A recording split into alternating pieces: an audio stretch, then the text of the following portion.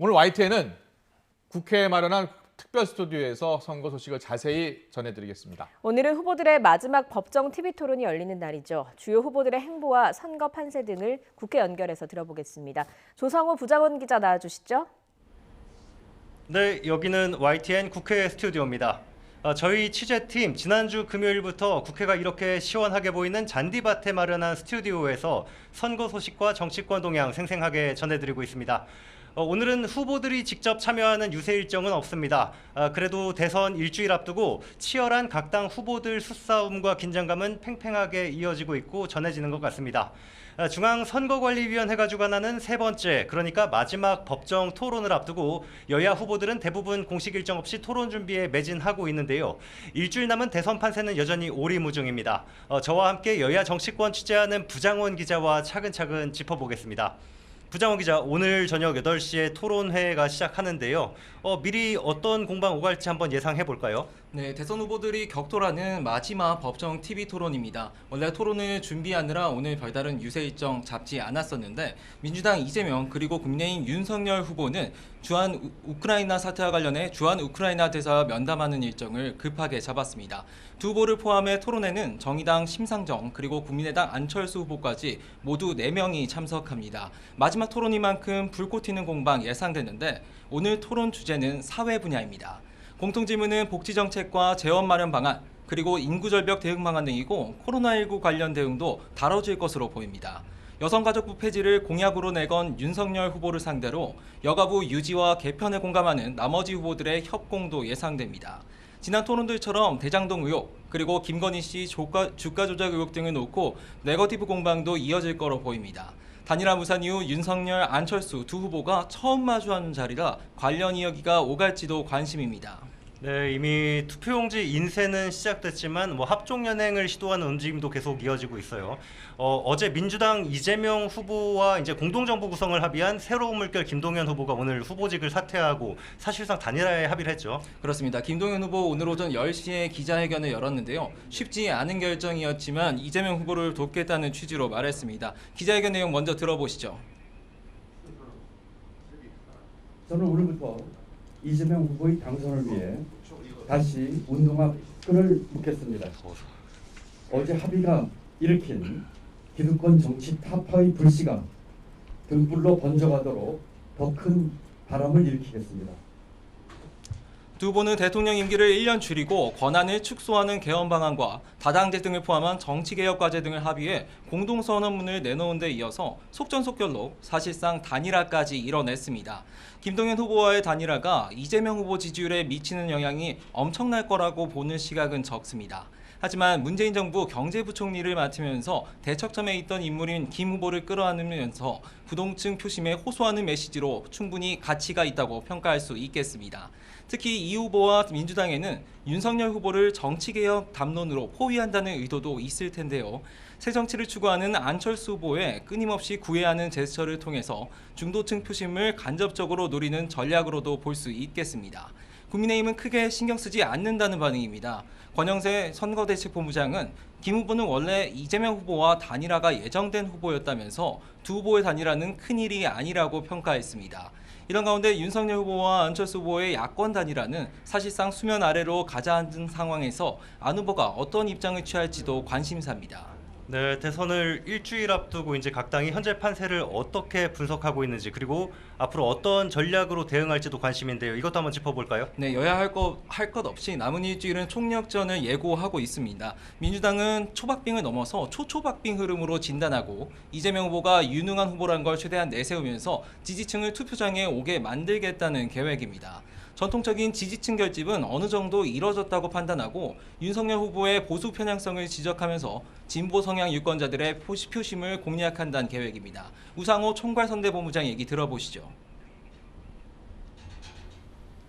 색깔론으로 대한민국의 정치를 다시 과거로 돌리고 있는 윤석열 후보는 진보 진영의 유권자들이 선택할 후보는 아닙니다. 진보적인 유권자 여러분에게 말씀드립니다. 이재명 후보가 새로운 대한민국의 진보적 가치를 대변하겠습니다. 도와주십시오. 반면에 국민의힘은 대세는 정권 교체로 굳어지고 있다고 주장하고 있습니다. 민주당의 정치개혁 담론은 정권 교체 여론을 가리기 위한 양비론적이고 정체불명의 술수라고 비판하면서 이재명 후보 관련 의혹에 대해 공세를 이어가며 윤석열 후보의 지지를 호소할 것으로 보입니다. 원희룡 정책본부장의 얘기도 들어보시죠. 바빠서 대선에 대해서 마지막 순간에 지켜보겠다고 태도를 유보해온 일부 국민들의 표심일 것입니다. 이것을 겨냥해서 민주당은 그동안 5년 동안 해왔던 모든 자신들의 정체성과 정책을 다 뒤집어엎고 정의당 심상정 후보는 덜 나쁜 대통령 대신에 내 삶을 바꾸는 대통령을 그리고 주사일제 등 앞서가는 의제를 내세워 막판 스퍼트에 나선다는 계획입니다. 국민의당 안철수 후보는 도덕성과 능력, 꾸준히 말해온 더 나은 정권 교체 등을 강조하면서 중도층 표심에 호소할 것으로 보입니다. 다른 후보들과 달리 배우자 김미경 교수가 전면에서 유세를 도우면서 양강 후보들과 차별화를 꾀한다는 계획입니다. 네, 오늘 TV 토론이 끝나면은 앞으로 선거 일정이 어떻게 되는지도 한번 짚어볼까요? 네, 내일부터는 여론조사 공표가 금지가 되는 거죠? 그렇습니다. 우선 내일부터는 여론조사를 했더라도 외부에 공개할 수 없는 그야말로 깜깜이 선거 국면이 이어집니다. 여론조사 공표는 내일 새벽 0시부터 대선 당일인 9일 본투표가 마칠 때까지인데요. 이후 일정도 준비한 달력 함께 보면서 설명을 해드리겠습니다. 지난달 28일 재외투표가 마무리됐고 모레 그러니까 3월 4일부터 다음 날인 5일까지 이틀 동안 사전투표가 진행됩니다. 이틀간은 신분증만 지참하면 주민등록상 주소와 상관없이 투표소 어디서든 한 표를 행사할 수 있습니다. 그리고 나서 9일 본투표가 진행됩니다. 네, 마지막으로 공개되는 여론조사들도 쏟아지고 있는데요. 몇 가지 조사 결과 한번 살펴보겠습니다. 리얼미터가 뉴시스 의뢰로 어제와 그제 전국 유권자 1,007명에게 대선 후보 지지도를 물어본 결과입니다. 윤석열 후보가 46.3%, 이재명 후보가 43.1% 지지를 얻어서 오차 범위 안에서 접전인 걸로 나왔고요. 안철수 후보 6.7%, 심상정 후보 1.9% 이렇게 나왔습니다. 같은 기간 미디어 리서치가 OBS 의뢰로 실시한 조사에선 이재명 후보가 45%, 윤석열 후보 44.9%로 격차가 불과 0.1%포인트입니다. 안철수 후보가 5.1%, 심상정, 허경영 후보는 각각 1.5%씩 받았습니다. 여론조사 보면 1, 2 후보가 다르기도 하고요. 깻잎 한 장도 되지 않는 차이다 이렇게 말할 만큼 우열을 가릴 수 없는 양상인데 이걸 어떻게 분석할 수 있을까요? 일단 현재 판세로만 보면 전문가들도 분석하기 어려운 상황인 것 같습니다. 조사 방식이 ARS냐 아니면은 조사원 면접 방식이냐에 따라서 격차가 오차 범위 밖까지 벌어지는 들쑥날쑥한 결과를 보실 수 있는데요. 표본을 추출할 때 보수층이 많으냐 아니면은 진보층이 많으냐 이런 것도 영향을 미치기도 하고요. 그래도 안철수 후보를 비롯한 제3지대 후보들 지지도가 떨어지면서 양강 후보로 결집이 도드라지는 건 공통된 흐름으로 보입니다.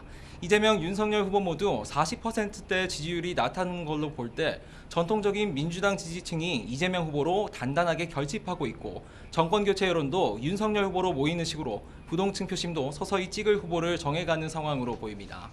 네, 부장원 기자 대선 기간 내내 시시각각 바뀌는 선거 상황 열심히 취재하고 있는데 일주일 남은 선거 기간 이제 판세를 어떻게 또 보고 있는지 그리고 남은 변수가 있다면 어떤 게 있는지도 한번 짚어주실 수 있을까요? 네, 우선은 앞서 여론조사에서도 봤지만 누가 앞섰다, 뒤쳐있다 이렇게 말씀드리기는 어려운 초박빙 상태인 게 맞는 것 같습니다. 일주일밖에 남지 않은 상황에서 이렇게 판세를 읽기 어려운 선거 드문 것 같습니다. 끝까지 이런 추세가 이어질 가능성이 크다고 보고요. 정치 교체냐 정권 교체냐 어느 구도에 더 많은 유권자들이 호응하느냐에 따라서 승자가 정해질 것으로 보입니다. 오늘 TV토론도 잘 지켜보셔야 할 것 같고요.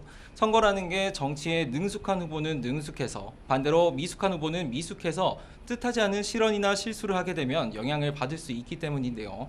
여기에 양강 후보의 가족을 둘러싼 의혹들이 말끔히 해소되고 있지 않은 상황에서 추가로 제기되는 의혹들이 판을 흔드는 뇌관이 될 가능성도 언제나 열려 있습니다. 어느 후보든 떨어지는 낙엽도 조심해야 한다는 생각으로 일주일을 버텨야 할 것 같습니다. 네, 지금까지 부장원 기자와 일주일 남은 대선 둘러싼 정치권 상황과 선거 판세 그리고 각 당 전략의 남은 변수까지 이야기 나눠봤습니다. 저희는 취재 열심히 해서 생생한 선거 소식 계속 전해드리겠습니다. 상암 스튜디오로 마이크를 넘기겠습니다. 김영수, 강영원 앵커 나와주시죠.